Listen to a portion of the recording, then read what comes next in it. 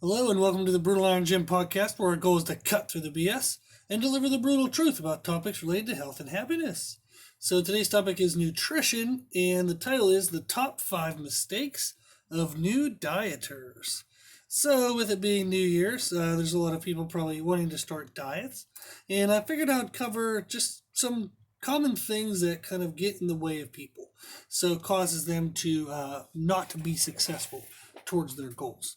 So we'll dive right into it. This isn't an exhaustive list, but this is 5 things that I think everybody should pay attention to ensure that they can make the best progress possible. So the first thing they want to look at is, what are the expectations you have towards your diet? So do you have too high of expectations? And this can be expectations related to the results that you think you can achieve, or this can be expectations related to the timeline in which you think you can achieve the results. So sometimes people just want crazy stuff. So things that aren't possible. Now I've been personal training for 18 years and worked with over 1,000 clients. I used to teach at the local university for 7 years, so I've worked with a lot of people. So I stopped counting after 1,000 because it just kind of came pointless after that. So in 18 years, I've worked with over 1,000 people, well over 1,000, and I've seen everything. So seen people come in, and I've seen results even not related to weight loss.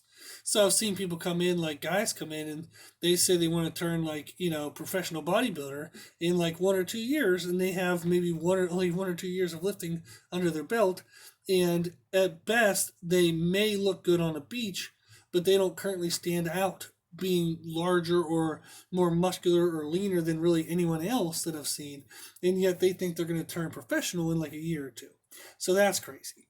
We have people who, if you think of weight loss, which would be the most, let's go with strength. Let's go with another abnormal, because most people are going to listen to this podcast thinking we're going to talk about weight loss. And I want to definitely include that these are things that mess up people who are doing diets for sports or doing diets for gaining weight. So this isn't the top 5 mistakes of only weight loss. This is anybody starting a diet, which is a structured way of eating. So you can be on a diet to gain weight. You can be on a diet to improve performance. It's just a structured way of eating. So we talked about, bodybuilding, trying to become a professional in 1 or 2 years is unrealistic. Talk about strength. So I've seen people who, they come into the gym and, they think they're pretty strong and maybe they can squat 400, and they're like, oh man, I think in 2 years I could probably squat 800 pounds instead of world record. And it's like, oh my God, no.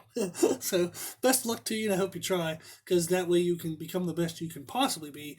But you're probably not going to be setting world records if you don't already have kind of outlandish or world record type comparison to people of your age or experience level.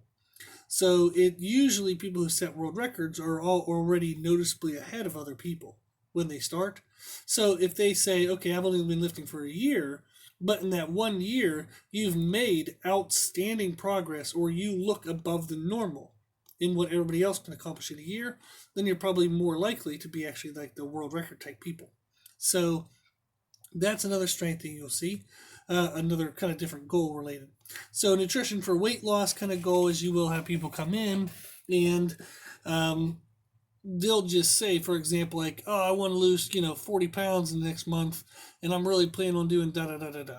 So hey, can you lose 40 pounds in a month? Yeah, it can be done, but a majority of that is just going to be water weight manipulation, and there's no way that you would do it in sustainable habits.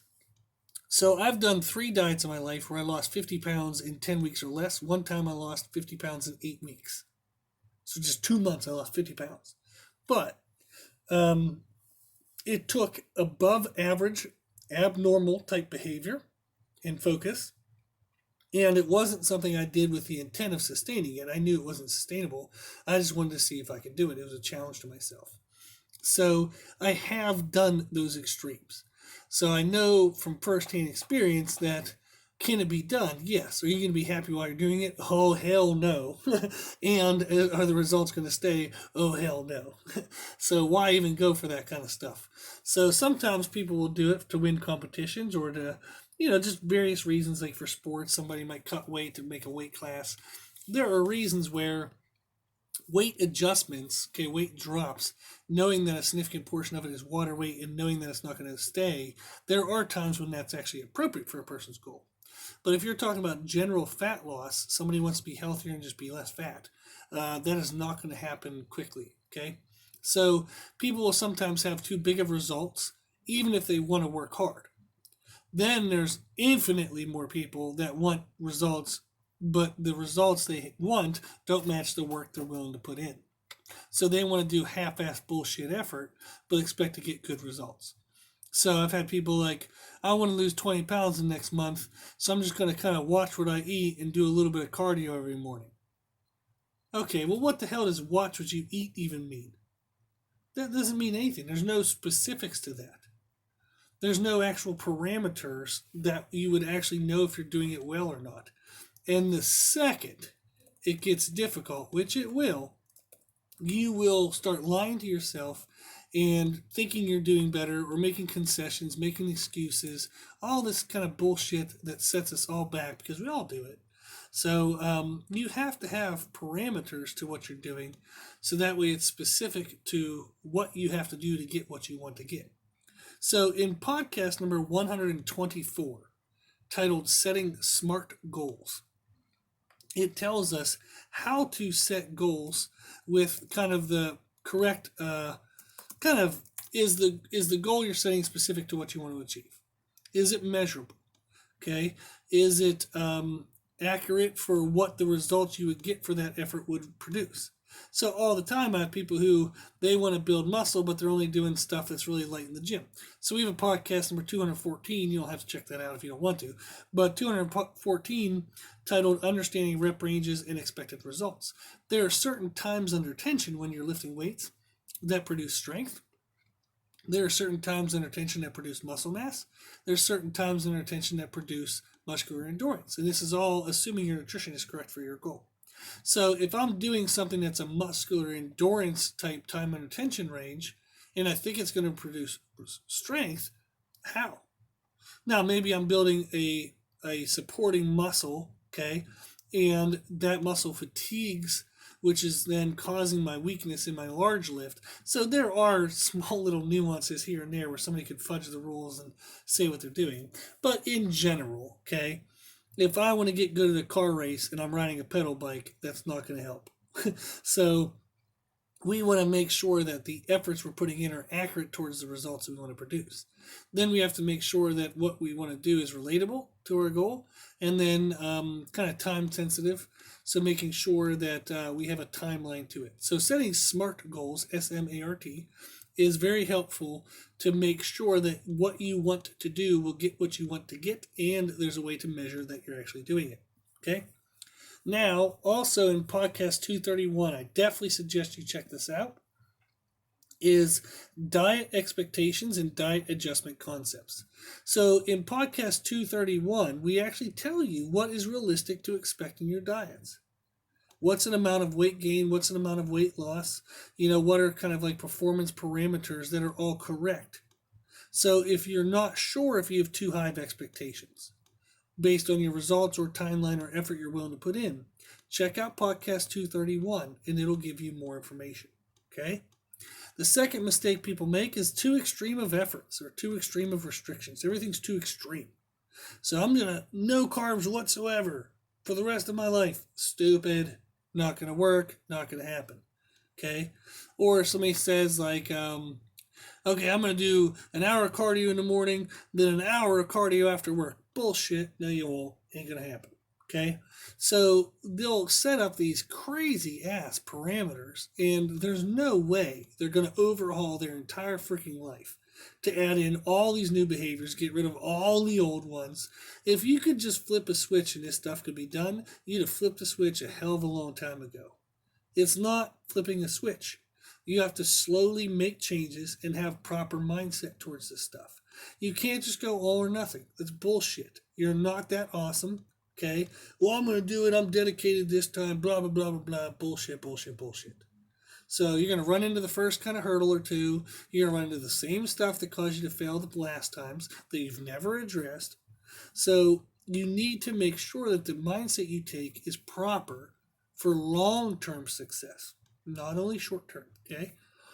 So in podcast 406, titled Short Term versus Long Term Success, that's what you want to have is the mindset that is described within that podcast. That is the mindset that you want to have for long term success.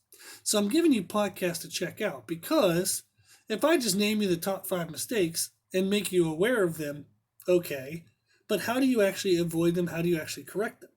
That's where these podcasts come in because it's 20, 30 minutes dedicated to that singular specific topic. So I'm here today to make you aware of what the mistakes are and then pointing you to the podcast that'll teach you about the mistake and teach you how to work around it and or avoid it. Now, if you've never tried to look up our past podcasts, you can do so on the Podbean app. So Podbean, I paid money to make sure that we can host these podcasts to Podbean. So the podcast is not free. So thank you to the people, the patrons, who do donate money towards the podcast. It helps cover the cost. So it's a couple hundred a month, a couple hundred a year to cover the podcast. So I appreciate the financial support. So thank you very much. But Podbean will allow us to host all of our podcasts. So all of the podcasts from number 1 to now is all available through the Podbean app. Whereas things like iTunes will only hold the last 100 episodes, okay, or the 100 podcasts. So certain platforms will have limited availability to past podcasts. But if you get the Podbean app, you can see all the podcasts, okay? And recently on our social media, our Instagram and Facebook pages, we've explained how you can go about through the Podbean app and find our podcast and look to set the parameters of the podcast display to see the old podcasts. Okay? So, if you have trouble finding old podcasts, email us at brutaliron@gmail.com and we'll help you. Okay? So, you want to avoid extreme mindsets. It's not going to work for long-term success. So, podcast 406, titled Short Term versus Long-Term Success. That's going to be the podcast you want to check out if you're afraid that maybe you're making this mistake. So if you have extreme expectations on yourself, extreme restrictions, none of that stuff is going to be sustainable. You have to make small incremental changes to your life, okay? Because you're trying to add new good habits where old habits and other habits already exist. You can't just jam more shit into your life. You have to replace stuff, okay? So extreme efforts and extreme restrictions cause mental burnout. They cause the conflict of, oh, I don't have enough time, I don't have enough energy, blah, blah, blah. So make sure you have the right level of effort, the right level of restrictions to get progress, but be able to sustain your efforts long term. Okay? Third mistake most people make when starting new diets is they get too many sources of advice. So, yes, I recognize I am one of those sources. Okay, hopefully I'm a good one. I believe I'm a good one. All of my experience and education and whatnot. I have a master's in nutrition, bachelor's in health and phys ed, personal training certification through American College of Sports Medicine. I've been doing this for 18 years, over 1,000 clients, done it firsthand myself, and I've done it with thousands of others. So I am a pretty useful resource. Now, I recognize I'm saying that, so it sounds like boasting, and I apologize, I'm about to have to cough. Sorry about that. But I'm useful. I know things, okay? And I probably know more things than the people you have around you every day, okay? So be careful of listening to so-and-so coworker at work where they did a diet one time or they have a cousin or a nephew or aunt or uncle and they have this story of this one person being successful doing this one thing, okay? Don't listen to those people. They're good-minded people. They're good-willed people, good-intended people. Okay, they have good intent to what they're telling you, but they don't have good knowledge. So I've even seen books written by people who have very questionable actual degrees. They have a lot of things like, oh, I'm a host of this thing or have that thing, but there was no criteria to become the host. Anybody could be a host. I started this podcast on my own. No one deemed me worthy of doing it. Just you listeners by tuning in. So thank you very much. But there was no credentials. I didn't have to do anything to start this. So be aware of people who have self-claimed titles and experiences because there's not credentials behind what they actually had to do. So there's tons and tons and tons of just people who they know some things and they mean well, but they don't know enough to know that they don't know things. So when you first start learning things, anything, any kind of trade, any kind of work, there's going to be an initial amount of information that you're going to be like, okay, now that I know this, I really know a lot. Then as you learn more, you go, oh crap, I actually didn't. There's a lot more here yet to learn. And then you start realizing that you don't know a lot. So one of my favorite quotes is, you don't know what you don't know until you know that you don't know it. So I'll say that again. You don't know what you don't know until you know that you don't know it. So you have to become aware of what you don't know. And that takes time. As people try to learn something new every day and they realize there really is actually something new to learn every day, that makes them then realize, well, if I can learn something new every day, what don't I know yet? A lot. So you have to work with somebody who knows, has a high degree of education and experience, but a mixture of both. So if somebody has great education, but they've never helped anyone else, not a good resource. If somebody's helped a lot of people, but they have no educational background, they might not even know why it's worked. They don't really know how the science of it or the application of it might apply to you specifically. So this is always seen, oh my gosh, in like the coaching world of bodybuilding and powerlifting, where, well, this is what worked for me, so here's a program for you, and you're just going to die trying to do it because it's not written for you. So it's going to aggravate your joints, your ligaments. Your body type isn't going to be right for the movement pattern they're trying to do, the workload recovery amount, all this stuff. So they just give you what worked for them and assume you're the same human being. Not at all. Okay. So you want to find people who have a balance of education and experience. And in podcast 446, we even talk about the different types of nutrition. Okay, so 446 is titled Different Types of Nutrition Advice. There's general advice, okay, which is typically related to health. So how do you eat correctly to improve certain blood markers? So that's like health nutrition. Then there's aesthetic nutrition. How do you eat in a certain way to look a certain way?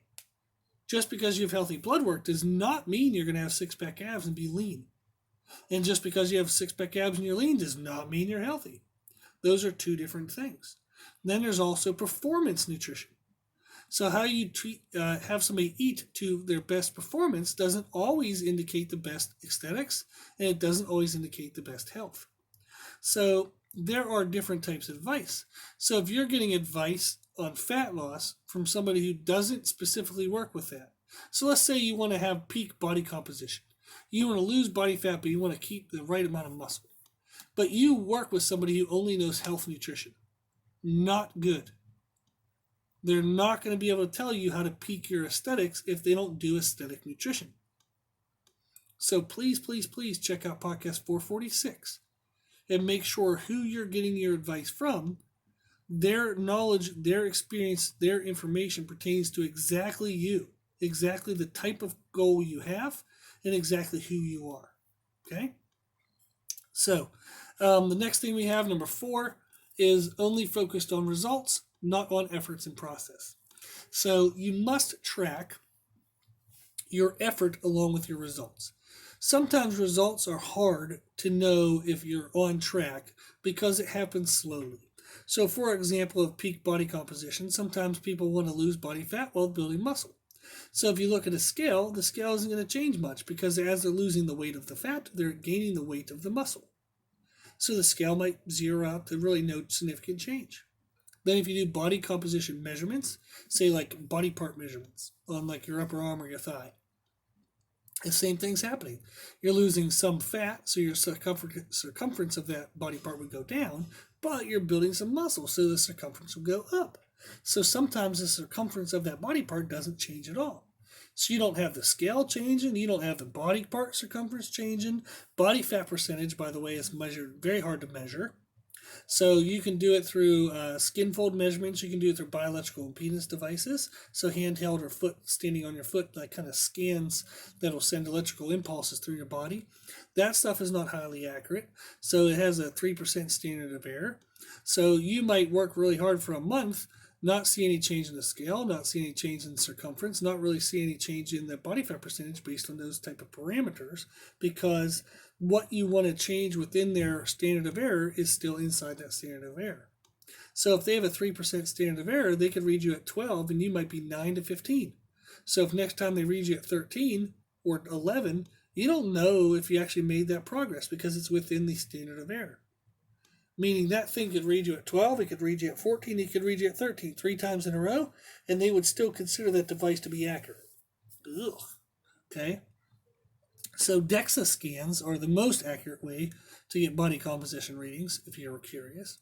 And DEXA scans, like for example, I live in Rock Hill, South Carolina, and there's a place in Charlotte, North Carolina, only about 15, 20 minutes up the road, that'll do DEXA scans for like $50. So you can get that done, every 3 months or every 6 months and really have a great idea of what progress you're making. So there are options out there for tracking results, but sometimes, such as photographs, weight scale, circumference measurements, biological impedances, skin fold measurements, things like that. But sometimes those parameters won't show the changes that are really happening. So you have to track your effort, okay? Because sometimes that's the most accurate way to know if what you're doing is right. Because if you can see that you're doing it every day, and you know that those parameters of what you're supposed to be doing match towards your goal, then you know you're going to make progress long term. Okay. So, for example, one of the forms of tracking effort that we use is a chart that has smiley faces and frowny faces, or you can use checks and X's. But if somebody eats a meal they're supposed to, they get a smiley face or a check. If they skip a meal or eat the wrong food, then they have to have an X mark or a frowny face. So those things seem goofy, but if they track 5 meals a day for 7 days a week, that's 35 meals, they can see how well they've been doing towards their goals, based on that. So that's a great thing to do. And in podcast number 89, way back when in podcast 89, we talk about tracking effort along with results. So definitely check that out. And the other benefit is it'll allow you to stay more focused on the process.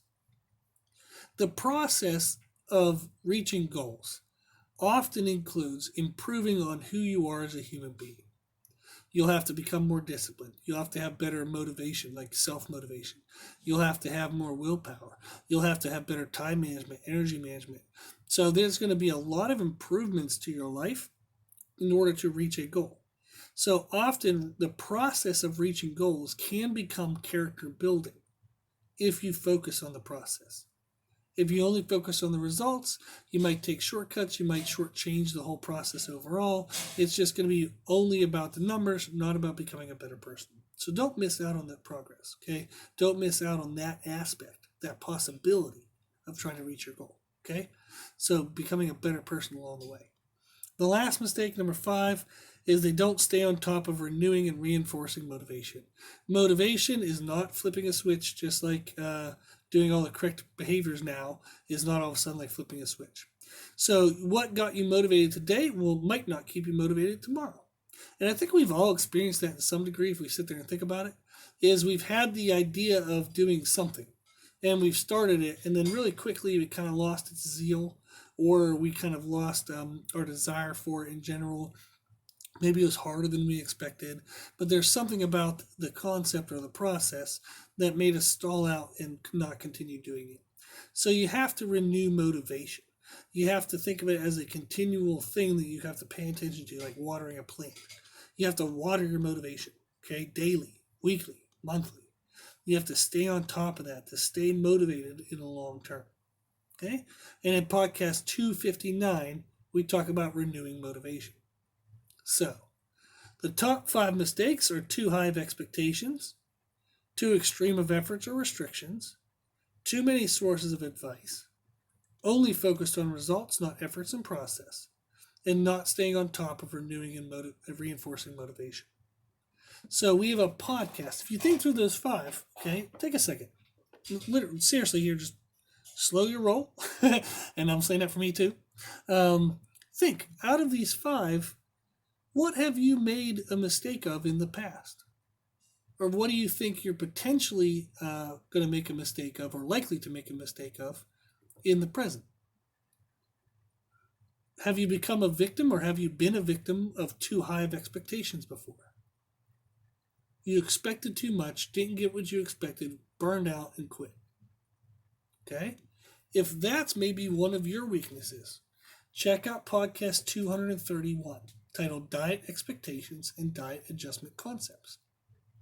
Or Have you expected too much change? Okay, too extreme of efforts before? Or have you set too extreme of restrictions? And you made it a kind of like a temporary craziness rather than a lifelong sustainable effort or sustainable type of restrictions? Have you started too fast just to fizzle out and die? Okay. If so, check out podcast 406 titled Short Term versus Long Term Success. Okay. Or have you maybe just gotten good information at one time, but then you heard somebody tell you something different, and then somebody else said something the other way, then somebody said that way, and you just get kind of muddled up in the sources of advice? Seems like everybody's telling you everything that's all conflicting. Okay? If you struggled with that, with feeling overwhelmed with all the information, all the opinions that are out there, check out podcast 446 titled Different Types of Nutrition Advice. Okay? And in the past, have you become too dependent on results? Kind of got depressed or disappointed or kind of like lost motivation when you couldn't see the results that you were expecting, even though you felt like you were doing everything right. If you've fallen into that category, you can check out podcast 89, titled Track Effort Along with Results. And finally, if you've been motivated before, but you just can't seem to keep your motivation, you get motivated, but then you wear it out or burn out, okay? Check out podcast 259, titled Renewing Motivation. So there is help out there. These are the top 5 kind of common-ish behaviors that will cause new dieters to fail towards their goal. These are the top 5. But for each of them, we have a podcast that you can listen to and learn what to avoid. Okay, learn how to correct it.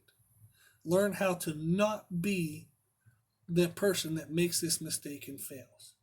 Don't be one of the statistics of failure. Be one of the statistics of success. Okay? Now, if you need help towards any of these, if you listen to today's podcast and maybe even listen to the podcast related to which area you wanted to learn about, and you still have questions, email us at brutalirongym@gmail.com, and we'll always be happy to help. Okay? It can be a quick question, and we'll give you a quick answer. No charge, nothing like that. If you want help towards creating like a nutrition plan, of course we'll help with that because that helps us pay our bills. Okay, and that is what we do. But we won't charge you just to read a question. So email us anytime at all. Okay, please. If there's anything that is holding you back from living your healthiest and happiest life, we're here to help. Okay? We're making the offer to help you. So if you're ready, email us and let's get you moving. Okay? Let's get you to that goal life that you want to have. Good. Okay, if you like the podcast, please share it with family and friends. The more people we help, the happier the world will be. Also, if you like this information, you can find more from us on Instagram, Facebook, and Twitter at Brutal Iron Gym. And if you have any questions, feedback, or suggestions, we'd love to hear from you.